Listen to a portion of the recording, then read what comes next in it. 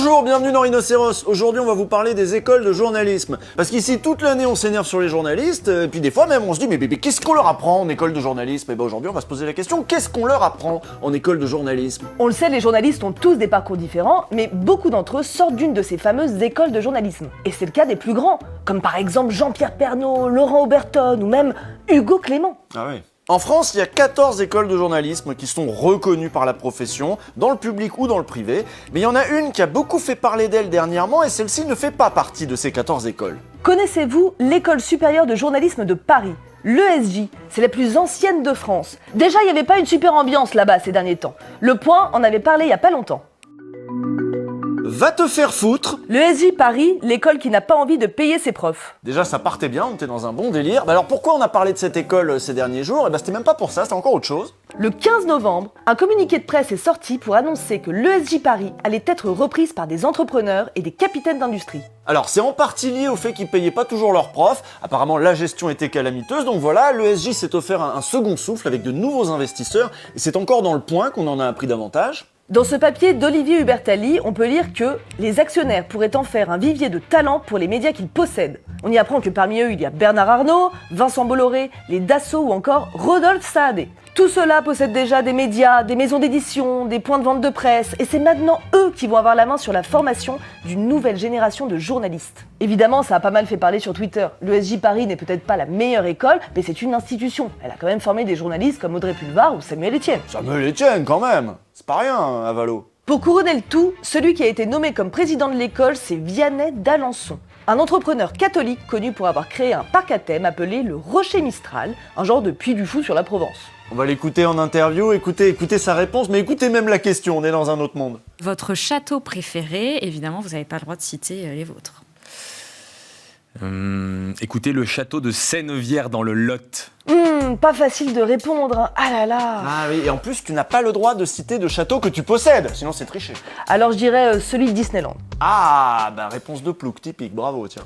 Bon, Vianney d'Alençon, ça par contre vous entendez, ça fait pas plouc, hein. Alors déjà mytho par contre, parce que le mec est né à Sainte-Foy-les-Lyons, donc il est même pas d'Alençon, mais c'est même pas son nom complet c'est Vianney Marie Audemars d'Alençon. Bon, déjà c'est très grave, mais vous entendez bien qu'on est sur du gros riche de droite, et ce gros riche de droite, il veut former spécialement des journalistes sur l'économie. Vous imaginez la gueule des débats économiques dans 10 ans, quand il nous aura rempli les rédactions de François Langlais par centaines? Mais mine de rien, c'est aussi comme ça que les riches peuvent peser dans la bataille des idées. C'est habile. C'est habile, non c'est pas habile, ils ont de l'argent, ils achètent tout quoi, voilà. Bah oui, si tout est à vendre, c'est facile, y a rien d'habile.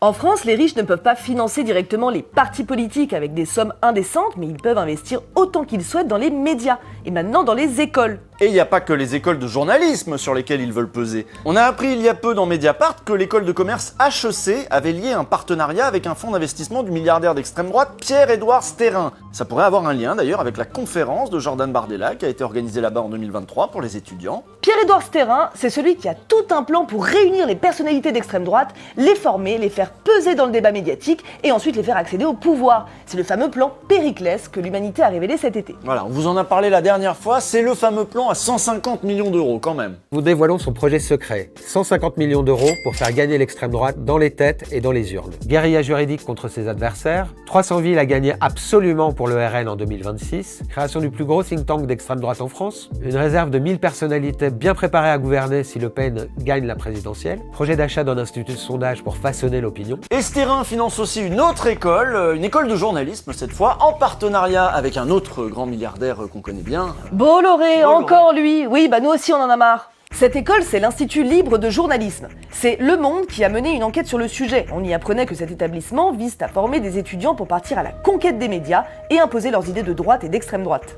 Selon notre décompte, plus de 80% des intervenants y assument ouvertement un discours de droite ou d'extrême droite. Et certains élèves font carrément partie de groupes néofascistes, voilà. Maintenant, écoutez le discours du directeur de l'Institut libre de journalisme, l'ILDJ. Il s'appelle Édouard Dupelou. Édouard Dupelou. Toujours les mêmes, hein. Toujours les mêmes. Non mais je le vois bien moi à la télé, c'est toujours du machin, de trucs. Tiens. Certes, depuis quelques années, il y a eu un grand combat qui a été gagné, c'est qu'il y a de plus en plus de chroniqueurs, on va dire, de droite sur les chaînes d'infos. On s'en réjouit. Mais le combat sera gagné le jour où le journaliste qui posera les questions à ce chroniqueur, le jour où le présentateur du JT aura ces idées-là. Et puis un jour, tout le monde dans la télé sera d'extrême droite, ce sera plus simple. La meuf de la météo, Faustine Bollard, on s'en rapproche mine de rien. Par contre, tous ces fils de bourge dont on vous parle depuis le début, ils veulent accélérer le mouvement. Touchez pas à Faustine Bollard. Parce que c'est bien gentil de racheter tous les titres de la presse française, mais si à chaque fois tu as des grèves et la moitié des journalistes qui se barrent comme à iTélé ou au JDD, au bout d'un moment, il y a un problème de recrutement qui se pose. Et s'il n'y a pas encore assez de journalistes d'extrême droite dans ce pays, alors c'est qu'il faut en former, c'est pas compliqué. Et c'est à ça que servent des écoles comme l'Institut libre de journalisme. Et dès l'école, on va penser des passerelles, des stages, des liens avec les médias de la bourgeoisie d'extrême droite. Au-delà de leurs engagements militants, les débouchés des étudiants semblent suivre une même ligne politique et professionnelle. La principale voie de recrutement, les rédactions de droite et d'extrême droite. Ah, et vous savez qui est le fondateur de l'ILDJ ? C'est Alexandre Pézé. On vous avait déjà parlé de lui dans notre émission sur le réseau Atlas, puisque c'est aussi le directeur de l'Institut de formation politique, l'IFP, un organisme qui cherche à répandre les idées libertariennes et d'extrême droite, et là encore, à préparer ses participants à s'exprimer dans les médias. On vous renvoie bien sûr à notre épisode sur l'Institut Atlas, ne serait-ce que pour réviser, parce qu'elle est riche, cette nébuleuse, elle est complexe. Alors, selon Le Monde, la formation dispensée par l'ILDJ se concentre surtout sur les techniques de communication dans l'audiovisuel. Après, pour la théorie, apparemment, c'est très léger. C'est comme une intro au journalisme payante, quoi. Il n'y a pas vraiment de fond. Pour résumer, une sorte de webinaire bullshit en présentiel où on t'apprend que de la com. Et en même temps, c'est logique qu'on leur apprenne pas à faire du vrai journalisme parce que ce qu'ils veulent, les milliardaires d'extrême droite, c'est d'avoir des larbins pour les défendre. C'est-à-dire, oui, quasiment des communicants en fait. Des gens qui sont pas là pour se poser des questions ou même pour poser des questions, quelle idée. Dépolitiser le journalisme, c'est évidemment ce que veut la droite. Le sociologue Samuel Bouron en parlait dans une émission d'Arrêt sur Image en décembre 2021. L'extrême droite avance d'autant plus qu'elle détruit en fait les fondamentaux du journalisme. En fait, c'est une profession, le journaliste, qui s'est construit sur l'idée qu'il fallait séparer l'information du domaine de l'opinion. Or, l'extrême droite est très mal à l'aise dans un contexte médiatique où elle a face à elle des gatekeepers. Vous me dites ça et là je vous confronte parce que il faut parler à partir de faits et ce que vous dites n'est pas la vérité. Quoi. En fait, des journalistes, tu veux En fait, des journalistes qui font leur boulot. Oui, voilà, ce que l'extrême droite déteste, c'est qu'on lui parle de faits, de vérité sociologique, qu'on la confronte, qu'on la mette en face de ses mensonges. Voilà une des raisons pour laquelle la profession même de journaliste doit être transformée dans ces écoles d'extrême droite. Bah oui, parce que normalement, un journaliste, il est là pour raconter son époque, pour raconter le réel. Il peut être engagé s'il veut, mais sa base, ça doit être le réel. Je sais plus qui disait qu'un journaliste, c'est un sociologue qui a pas le temps, mais j'aime bien la phrase. Sauf que dans les médias d'extrême droite, pour eux, typiquement, faire de l'enquête, c'est déjà être de gauche. D'où les nombreuses attaques envers Mediapart. Et en même temps, les journalistes qui enquêtent bien, ils enquêtent sur qui ? Sur les politiques, mais aussi sur les grandes fortunes. Et vous comprenez bien que pour les grandes fortunes qui financent des instituts de formation de je sais pas quoi, c'est pas du bon journalisme ça, on n'attaque pas les grandes fortunes. Dans les écoles de journalisme, les jeunes journalistes sont endoctrinés par ce que j'appelle l'idéologie Mediapart. De toute façon, tu les écoutes, en effet, tous les journalistes sont de gauche, c'est pour ça qu'ils ont besoin de leurs petites écoles à eux pour former des petits François Langlais, des petits Geoffroy Lejeune, des petits Goebbels. Et Pascal Praud en a parlé, pour lui, les écoles de journalisme normales, classiques, elles fournissent des journalistes trop de gauche. Il a cité l'ESJ Lille, à ne pas confondre avec l'ESJ Paris, les deux écoles n'ont aucun lien. L'ESJ Lille, c'est la plus prestigieuse des écoles de journalisme. L'ESJ de Lille fabrique des journalistes à l'appel aujourd'hui qui sont des journalistes de la culture woke. Et si vous n'entrez pas dans le moule, vous n'entrez pas à l'ESJ de Lille. Non mais il faut le dire.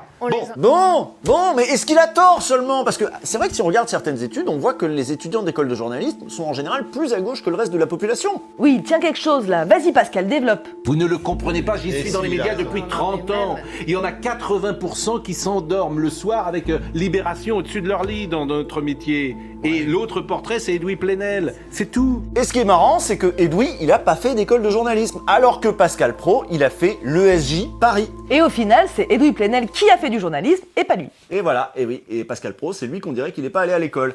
Mais bon, si ces écoles n'apprennent pas à devenir un bon journaliste, est-ce qu'au moins elles apprennent à devenir woke ? Adrien Matou de Marianne, il a dit que oui. Et sur le plateau d'Arrêt sur Image, il est allé jusqu'à avancer une explication.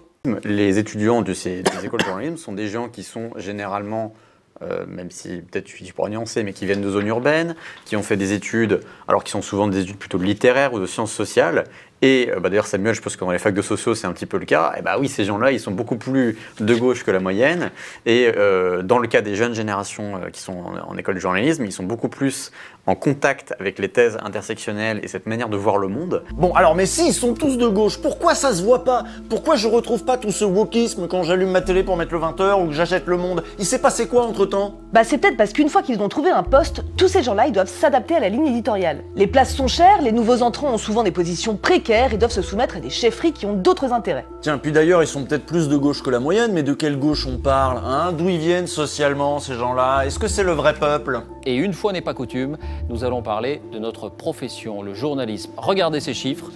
Aujourd'hui, 52% des étudiants dans les écoles de journalisme sont des enfants de cadres, 10% seulement sont des enfants d'ouvriers et d'employés. Autrement dit, dans cette profession, comme dans beaucoup d'autres, une grande partie de la population, une grande partie des talents potentiels reste à l'écart des diplômes et donc de l'emploi. Voilà, donc déjà, cette homogénéité sociale, elle explique pourquoi on a rarement des journalistes plus à gauche que Glucksmann et Hollande, quoi. Ah, par contre, Hollande et Glucksmann, ils les adorent, ces mecs-là. Il y en a même qui les épousent. Oui, oui, Léa Salamé. Et Valérie Trierweiler aussi, c'était une journaliste. Anne Sinclair et DSK, il y a un pattern là. Oui, c'est logique. Les bourgeois de gauche, ils aiment la gauche bourgeoise. Bon, il y a le concours qui peut effectivement favoriser les candidats qui ont le plus de capital culturel. Mais en fait, contrairement à ce que l'on pourrait penser, l'exclusion est en fait une auto-exclusion qui se fait avant même les concours. C'est-à-dire qu'il y a à peu près 40% en fait, des candidats qui viennent déjà des classes supérieures, en fait, dont les parents sont originaires des classes supérieures. Et oui, et ça, de toute façon, ce mécanisme, on le retrouve dans les grandes études en général. Les enfants des classes populaires se sentent légitimes ou pas à y aller, mais plutôt pas en fait. Et en plus, si on regarde la télévision, on voit qu'il n'y a pas beaucoup de diversité. Vous en connaissez beaucoup des femmes qui portent le voile à la télé? Oula, c'est interdit en France. Il y a beaucoup de femmes qui peuvent s'auto-exclure à l'avance en estimant que c'est pas pour elles. Et puis, il y a toutes ces personnes qui voulaient faire ce métier et que la profession a repoussé ou mis de côté. Pas besoin de virer les gens pour ça. Il suffit juste d'avoir des rédactions et des directions très homogènes socialement, très blanches. Et fatalement, il y aura cette ambiance raciste. Ces petites réflexions anodines qui vont dégoûter les non-blancs de ce milieu. Jamila, je suis pas sûr pour ton sujet sur le Liban, là. Je préférais que ce soit quelqu'un de plus neutre. Abdel, un sujet sur le racisme. T'as pas peur que ça fasse un peu militant? Ah, Mamadou, il va nous flinguer la balance des blancs. Hein? Je rigole bien sûr. Il y a un problème de représentation de la diversité de la société française, qu'elle soit, comme vous le disiez, ethniquement parlant, qu'elle soit aussi socialement, enfin voilà, il y a un souci. Alors il y a quand même eu des initiatives de la part des écoles dont certaines sont bien conscientes du problème. Le Bondi Blog justement s'était allié avec l'ESJ Lille pour mettre en place une prépa égalité des chances qui accompagnait des jeunes à la préparation du concours. Le recrutement à l'intérieur de notre école et comme vous l'avez dit, des écoles de journalisme reconnues par la profession se fait sur concours et qu'à l'issue de ce concours, théoriquement, on devrait avoir un échantillon complet d'une génération, c'est-à-dire tous les types de jeunes de tous les milieux sociaux. Or, malheureusement, ce n'est pas le cas. Les concours font émerger des jeunes qui sont très, très majoritairement ce qu'on appelle des CSP+, c'est-à-dire plutôt des jeunes issus des couches sociales supérieures de la société. Et donc, on a voulu mettre en place une classe prépa égalité des chances pour permettre à des jeunes boursiers d'avoir les mêmes chances, en fait, que les autres. Sauf que le problème est loin d'être résolu. Mais admettons qu'on arrive à résoudre ce problème, les pauvres arrivent à rentrer dans les écoles de journalisme, et qu'est-ce qui se passe une fois dedans? On y apprend quoi? Nous, on n'a pas fait d'école de journalisme. Alors on a regardé un documentaire pour savoir ce qui s'y passait. Un documentaire qui est sorti sur le sujet en 2021. Il s'appelle En formation et il a été réalisé par Julien Meunier et Sébastien Magnier. Les deux réalisateurs sont allés filmer le travail des étudiants du CFJ, Centre de formation des journalistes, à Paris. Ce qu'on constate, c'est que les élèves travaillent beaucoup la forme, donc la façon de parler, l'intonation, les figures de style, la rhétorique. Ils cherchent à savoir comment attirer l'attention de l'auditeur et ils apprennent à être à l'aise avec un micro, avec une caméra. Les personnes continuent à se démobiliser en France dans une centaine de villes. La question de la fin de vie est déjà revenue sur son anniversaire.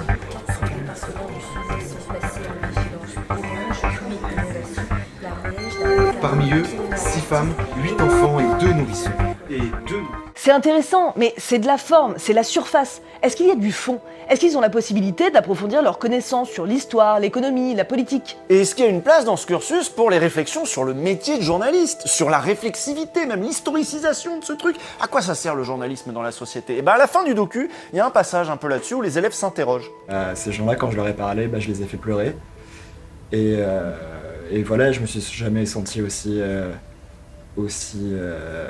naze, quoi. Enfin, j'avais l'impression de fouiller, de me brasser, enfin de gratter, de m'introduire dans leur vie et de les exploiter pour écrire mon petit papier. Et en fait, j'en voyais pas l'utilité. Comment éviter de faire du sensationnalisme? Comment ne pas être trop voyeur, trop intrusif? Comment parler des gens sans les humilier? On a envie d'entendre, c'est pas les journalistes c'est tous des rapaces. Et moi j'ai envie de travailler à cette évolution, tu vois, de l'opinion des gens.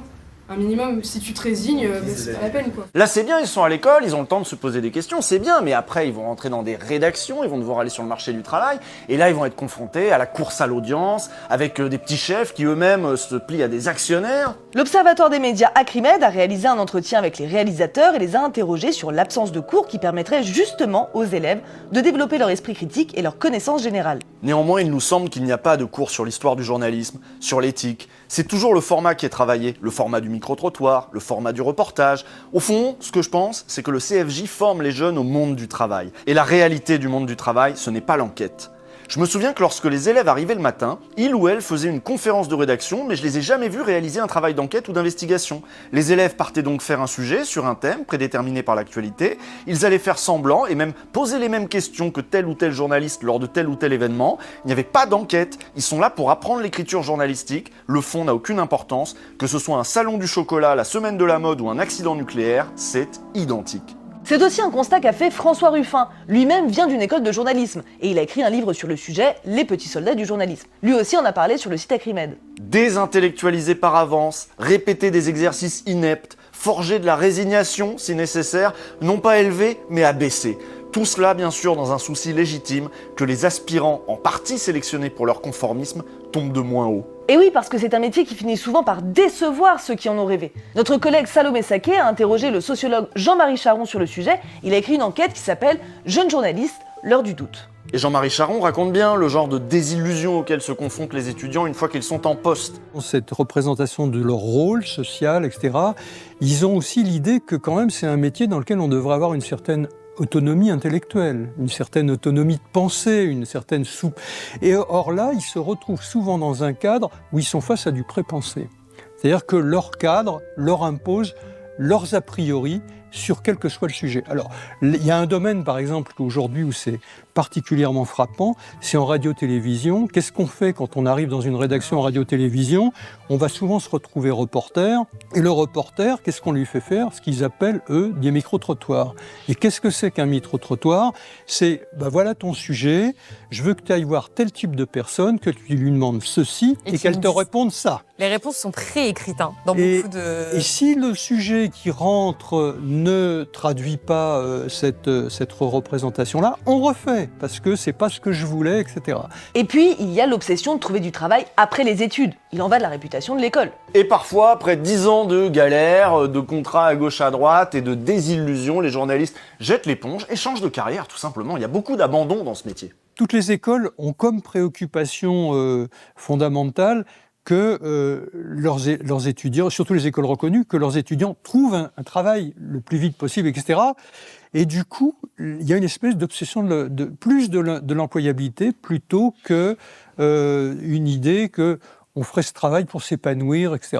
Donc vous voyez le cercle. Les écoles servent à mettre en conformité des jeunes avec les attentes d'un marché qui, on l'a vu, est majoritairement sous le contrôle des milliardaires de droite et d'extrême droite. Donc plus les milliardaires contrôleront ce secteur, plus ils vont avoir besoin de troupes conformes à leurs attentes, et c'est ça que les écoles vont devoir produire. Et c'est pour ça que les milliardaires investissent évidemment volontiers dans des écoles de journalisme maintenant. C'est quand même plus simple si c'est eux qui les ont. Et si on peut rentrer dans le métier sans avoir fait ces écoles, pour avoir les meilleures places, il vaut mieux avoir fait les meilleures écoles. Et en plus avoir du piston. Hein, Benjamin?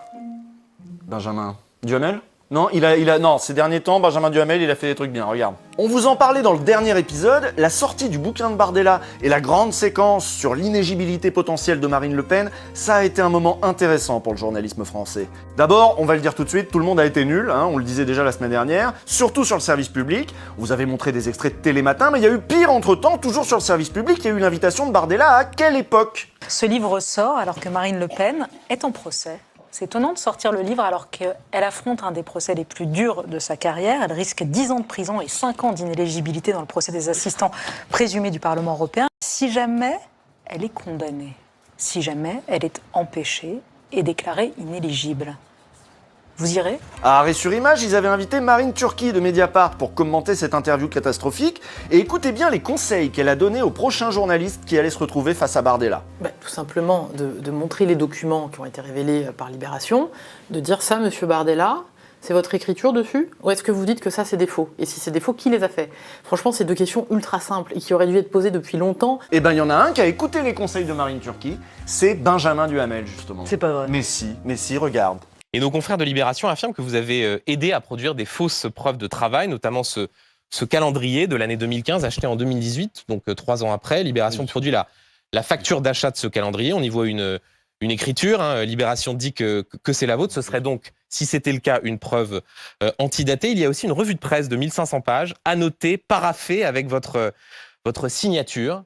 Est-ce que vous pouvez nous affirmer, Jordan Bardella, les yeux dans les yeux, qu'il ne s'agit pas ici de votre écriture et de votre signature? Mais je n'ai pas produit ces documents. J'ai dit précisément aider à produire. C'est-à-dire aider à produire. Est-ce qu'il s'agit, oui ou non, de votre écriture? Non, c'est pas mon écriture. Enfin, c'est pas moi qui ai produit ces documents et ça n'est pas mon écriture. Et je suis sûr qu'il a vu l'extrait avec Marine Turki parce qu'il avait été clippé, il était sur Twitter. Mais c'est possible en vrai. Et puis c'est très cool parce que finalement les journalistes ils se remettent quasiment jamais en question. Sauf Benjamin. Non, parce que c'est vrai qu'en général, ils sont plutôt susceptibles. Ah oui, on s'en est rendu compte dès l'année dernière quand on critiquait leur travail. Souvent, ils nous répondaient sur Twitter, voire parfois carrément dans nos mails, pour dire oui, c'est pas normal, pourquoi vous dites que je fais mal mon travail, en plus vous n'êtes pas des vrais journalistes. C'est injuste, nous on travaille bien, et puis oui, c'est vrai, vous vous prenez pour qui? On n'a pas fait d'école, nous. Nous on n'est pas du sérail, excusez-nous. On a fait des vrais boulots. On n'a pas commencé le cul vissé sur une chaise à donner des leçons à tout le monde. On le fait maintenant, évidemment, mais du coup on a un regard un peu décalé, on peut poser d'autres questions. Par exemple, pourquoi les gens détestent les journalistes? Peut-être que les gens ils ont l'impression que les journalistes, ils se ressemblent un peu tous, ils sortent tous du même moule, des mêmes écoles où on leur apprend bien davantage à poser leur voix qu'à poser des bonnes questions. Et c'est l'occasion de leur dire, c'est pas parce qu'on attaque des journalistes qu'on défend pas le journalisme. C'est même tout le contraire. Et les écoles de journalisme feraient bien d'en faire autant, mais elles en prennent pas le chemin, c'est tout le problème. On se retrouve dimanche dans 2 semaines. Et si vous aussi vous voulez défendre le journalisme, parfois contre les journalistes, n'hésitez pas à soutenir Blast, rempli de vrais journalistes. Voilà.